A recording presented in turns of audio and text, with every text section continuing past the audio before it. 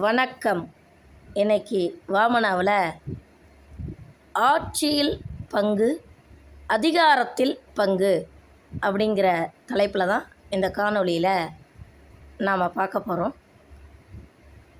தமிழக காங்கிரஸ் மேலிடம் மற்றும் முன்னாள் காங்கிரஸ் தலைவர் அழகிரி, KS அழகிரி இவர்கள் தமிழகத்தில் ஆட்சியிலும் அதிகாரத்திலும் எங்களுக்கு பங்கு வேண்டும் அப்படிங்கிற கோஷத்தை முன் வச்சிருக்காங்க. தமிழக மேலிட ஆய்வாளர் பிரவீன் சக்கரவர்த்தி அவர் 2 நாள் முன்னாடி மீடியாவுக்கு பேட்டி கொடுத்துருக்கிறாரு, ஊடகங்களுக்கு பேட்டி கொடுத்துருக்கிறாரு. அதில் அவர் ரொம்ப அழகாக பேசியிருக்கார். எந்த ஒரு செக்குலர் கட்சியும், எந்த ஒரு மதச்சார்பற்ற கட்சியும் எங்களுடைய ஆதரவு இல்லாமல் தமிழகத்தில் ஆட்சி அமைக்க முடியாது. அதனால் இந்த முறை சட்டமன்ற தேர்தலில் நாங்கள் அதிகமான சீட்டுகளை கேட்டு பெறுவோம் அப்படின்னு பேசியிருக்கார். இதே வார்த்தையை தான் முன்னாள் மாநில தலைவரான யாதவ சமூகத்தை சேர்ந்த திரு KS அழகிரி அவர்களும் பேசியிருக்கிறார். இந்த இடத்துல ஒரு கேள்விக்குறி. KS அழகிரி அந்த வார்த்தையை சொல்லியிருக்காரா? அவர் முன்னாள் மாநில தலைவராச்சே, நியாயமாக செல்வ பெருந்தகை தானே சொல்லணும் அப்படின்னு நீங்கள் கேட்குறது எனக்கு புரியுது. எனக்கும் மனசுக்குள்ளே அந்த கேள்வி தோணுச்சு. ஒரு காலத்தில் KS அழகிரியும் ஸ்டாலினுடைய தீவிரமான ஒரு ஒரு ஆதரவாளராக இருந்தார். திமுகவை பகைச்சிக்க மாட்டார், திமுகவை விமர்சனம் செய்ய மாட்டார். ஆனால் KS அழகிரியை விட 100 மடங்கு செல்வ பெருந்தகை பார்த்திங்கன்னா ஸ்டாலினை தலை மேலே தூக்கி வச்சு கொண்டாடுவார். அவர்கிட்ட இருக்கக்கூடிய செல்வ பெருந்தகை கிட்டே இருக்கக்கூடிய ஒரே ஒரு மைனஸ் பாயிண்ட், எனக்கு பிடிக்காத விஷயம் இது ஒன்று தான். எது? ஸ்டாலினை தலை மேலே தூக்கி வச்சு கொண்டாடுறது. சில நேரம் எனக்கு சந்தேகம் கூட வரும், இவர் என்ன காங்கிரஸா அல்லது திமுகவா அப்படின்ற மாதிரி. அதில் அவ்வப்பொழுது வாய்ப்பு கிடைக்கும்போது தான் கொஞ்சம் திமுகவுக்கு அடி கொடுக்குற மாதிரி பேசுகிறது, திமுகவை மதிக்காமல் பேசுகிறது யார் அப்படின்னா சிதம்பரத்தின் மகனான கார்த்தி சிதம்பரம் கொஞ்சம் போல்டாக பேசுவாப்புல. இதில் செல்வ பெருந்தகை எதுவுமே கருத்து சொல்ல, ஆட்சியில் பங்கு வேண்டும், அதிகாரத்தில் பங்கு வேண்டும்னு எதுவுமே சொல்ல. அவருக்கு தான் அந்த மாதிரி சொல்லக்கூடிய ஒரு உரிமை உண்டு. ஆனால் KS அழகிரி நேற்று சொல்லியிருக்கிறார். அதனுடைய காரணம் என்ன அப்படின்னு எனக்கு தெரியல. அப்போனா காங்கிரஸ் என்ன பிளான் வச்சிருக்கு அப்படின்னா, வருகின்ற சட்டமன்ற தேர்தலில் திமுக கிட்ட அவங்க நிறைய சீட்டு கேட்பாங்கன்னு நினைக்கிறேன்.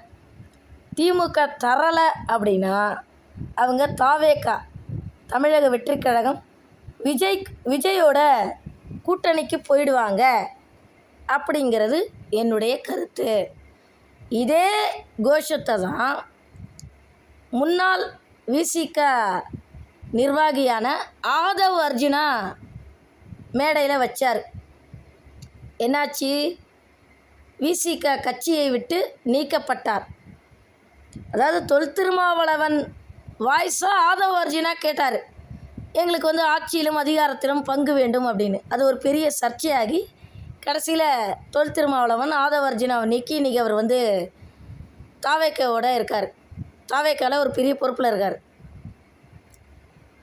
அதே கோஷத்தை காங்கிரஸும் வைக்குது அப்படின்னா என்ன அர்த்தம்? ஏன்னா காங்கிரஸ் ஏதோ நீ கொடுக்குறத கொடுப்பா, நாங்கள் பிச்சை வாங்கின மாதிரி வாங்குறத வாங்கிக்கிறோம், பிச்சை வாங்கின மாதிரி தான் சொல்லணும். இந்த வார்த்தையை நான் பயன்படுத்துறதுக்காக என் மேலே கோவப்பட்டாலும் பரவாயில்ல.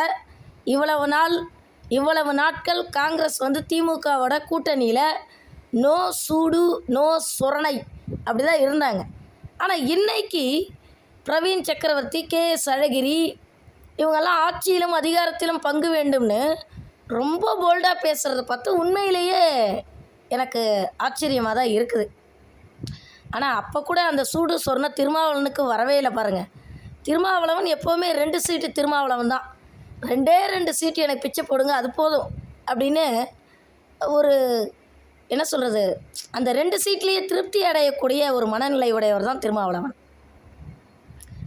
வர்ற தேர்தலில் தமிழக வெற்றிக் கழகத்தின் தலைவரான விஜயோட யார் யாரெல்லாம் கூட்டணி வைக்கப் போகிறார்கள் அப்படின்னா, ஒருவேளை என்னுடைய கணிப்பு காங்கிரஸ், அதற்கு பிறகு டிடிவி தினகரன் அம்மா முன்னேற்றக் கழகம், அம்மா மக்கள் முன்னேற்றக் கழகம், அதற்கு பிறகு தேமுதிகவும் வரலாம்னு நினைக்கிறேன்.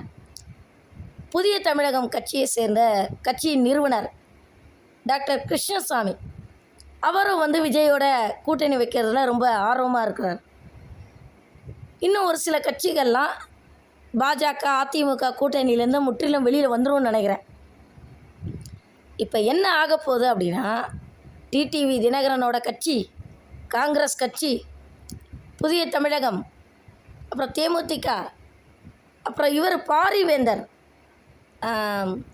ஐக்கிய ஜனதா தளம், அவர் ஐஜேகே பாரிவேந்தர், ஐஜேகே நிறுவனர் பச்சைமுத்து என்கிற பாரிவேந்தர், அந்த பாரிவேந்தரும் ஒருவேளை பாஜக கூட்டணியிலிருந்து வெளியேறி தமிழக வெற்றிக் கழகமான விஜயோட கூட்டணி வைப்பாருன்னு நினைக்கிறேன் நான். ஒருவேளை இத்தனை கட்சிகளும் இன்னும் ஒரு சில கட்சிகளும் விஜய் கட்சியோட கூட்டணி வச்சா அதிமுக பாஜக ரொம்ப பலவீனமாயிடும். ஓபிஎஸும் வரலாம், யார் கண்டது. ஏற்கனவே ஒரு பேச்சு அடிபடுது, ஓபிஎஸ் வந்து தாவேக்காவோட கூட்டணி வைக்க போகிறாரு அப்படின்னு. அப்படி ஓபிஎஸ், தேமுதிக, அப்புறம் ஐஜேகே, புதிய தமிழகம், காங்கிரஸ், தேமுதிக இத்தனை கட்சிகளும் விஜய் கட்சியோட கூட்டணி வச்சா பாஜக அதிமுக ரொம்ப பலவீனமாயிடும். அப்போ திமுக ஒருவேளை காங்கிரஸ் தன்னை விட்டு வெளியில் போனால் கூட ஸ்டாலின் வந்து அந்த விஷயத்தில் கொஞ்சம் திறமையாக தான் பண்ணுறாரு. அதுக்கு ஆல்டர்னேட்டிவாக அவர் வேறு ஏதாவது பார்த்துப்பார். அப்படி ஒன்றும் பெருசாக பலவீனமாகாது. அந்த கூட்டணி விஷயத்தில் ஸ்டாலின் வந்து ரொம்ப உஷாரான ஆள். அதனால் வருகின்ற தேர்தலில் தாவேகா விஜய் எதிர்க்கட்சியாக வருவதற்கு வாய்ப்பு இருக்கிறது. எனக்கு ஒரு பெரிய ஆச்சரியம் என்ன அப்படின்னா, இதே விஜய் ஆரம்ப கட்டத்தில் அவருக்கு அரசியல் ஆசை வந்துச்சு பார்த்தீங்களா, அப்போ ஆரம்ப கட்டத்தில் அவர் ராகுல் காந்தியை போய் சந்திக்கிறாரு டெல்லியில். அப்போ அவருக்கு வயசு வந்து 35 வயசு தாண்டிருச்சு. அப்போ தான் சினிமாவில் கொஞ்சம் வளர்ந்து வர்றாரு. 35 வயசு தாண்டிடுச்சு. போய் ராகுல் காந்திக்கிட்ட காங்கிரஸில் எனக்கு வந்து இளைஞரணி தலைவர் பொறுப்பாளராக என்னை நியமனம் செய்யணும், எப்படி இளைஞரணி தலைவர் பொறுப்பாளராக என்னைய காங்கிரஸில் நியமனம் செய்யணும் அப்படின்னு ஒரு கோரிக்கை வைக்கிறார். அப்போ ராகுல் காந்தி வந்து நடிகர் விஜயை வந்து இன்சல்ட் பண்ணி அனுப்புகிறார். எப்படி இன்சல்ட் பண்ணுறாரு, உங்களுக்கு 35 வயசை தாண்டிருச்சு, நீங்கள் இளைஞர் கிடையாது அப்படின்னு சொல்லிட்டு விஜயை வந்து இன்சல்ட் பண்ணி அனுப்புகிறார். ஆனால் விஜயோட வைராக்கியத்தை நான் உண்மையிலே பாராட்டுறேன். அவர் அப்படியே அதுக்கு பிறகு தான் அவருக்குன்னு ஒரு தனி அமைப்பு ஒன்று உருவாக்கி இன்றைக்கி வந்து தமிழக வெற்றிக் கழகம்னு ஒரு கட்சி ஒன்று உருவாக்கி, ரஜினிகாந்தாவது நான் வந்து அரசியலுக்கு வருவேன் அப்படின்னு அது கட்சி ஆரம்பிக்கிற மாதிரி ஆரம்பித்து அப்புறம் இல்லை நான் எலெக்ஷனில் நிற்கலை அப்படின்ட்டார்.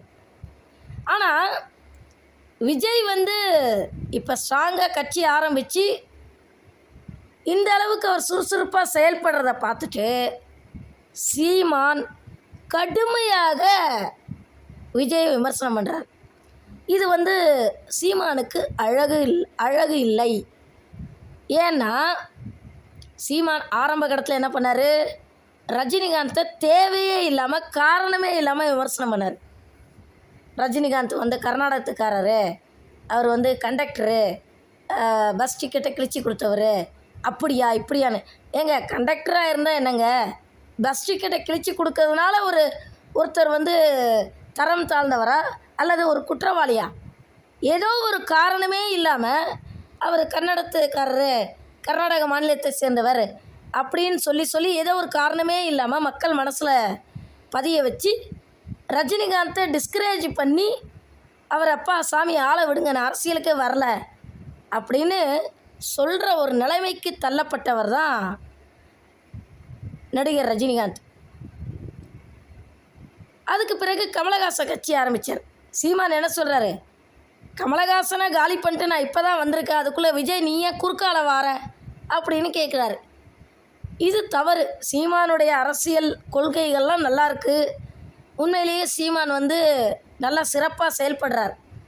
அதிலெல்லாம் எந்த விதமான மாற்று கருத்தும் இல்லை.